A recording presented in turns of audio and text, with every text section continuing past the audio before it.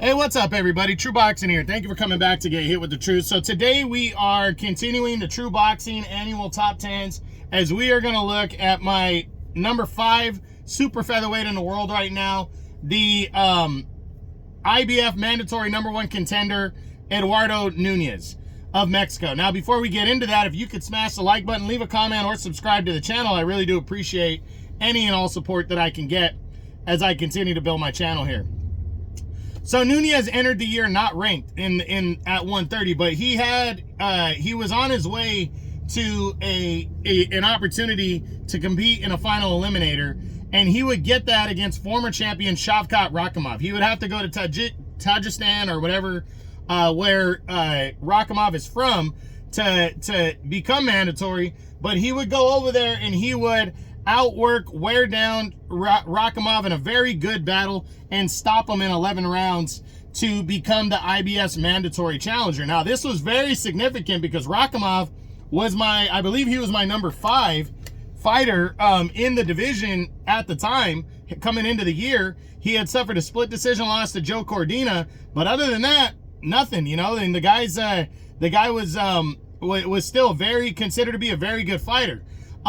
But Nunez went in there and was able to beat him up in his home country and stop him to become the mandatory challenger.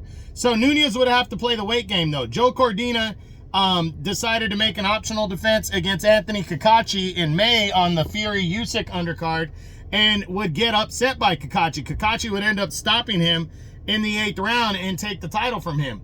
The IBF wanted to order the fight, but Kakachi asked if he could take on former 2-time featherweight champ Josh Warrington instead, and the IBF agreed to it, but they did not sanction that as a title fight. So that fight went forward. Kakachi would win, but prior to that, Nunez would take on veteran former world title challenger, kind of gatekeeper guy, Miguel Mariaga, and he would dominate him at the end of August, stopping him with a 6th round TKO to stay busy.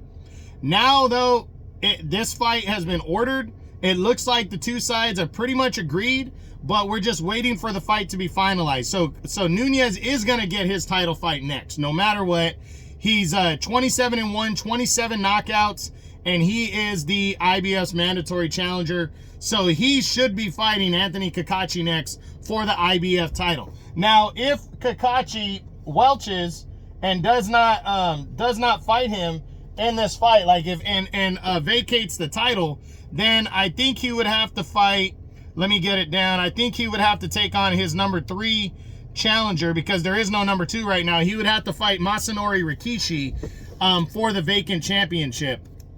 But I think Nunez is on a fast track, to be honest. I think he's probably going to beat Anthony Kakachi and become the new IBF super featherweight champ, and then we just have to wait and see what he decides to do after that, because there's a lot of good opponents that he could fight, and him being the all-Mexican knockout artist, it's only going to make him such an attractive guy. So be on the lookout for Eduardo Nunez, 27 years old. He's 27-1 with 27 knockouts. I find that ironic. So I can't wait to see what he does when the fight gets signed, but he is absolutely competing for the IBF title, super featherweight title next, so be on the lookout for him. So that is it. That is what I got. That is my number 5 super featherweight in the world right now at 130 pounds, the mandatory number 1 ranked contender, Eduardo Sugar Nunez.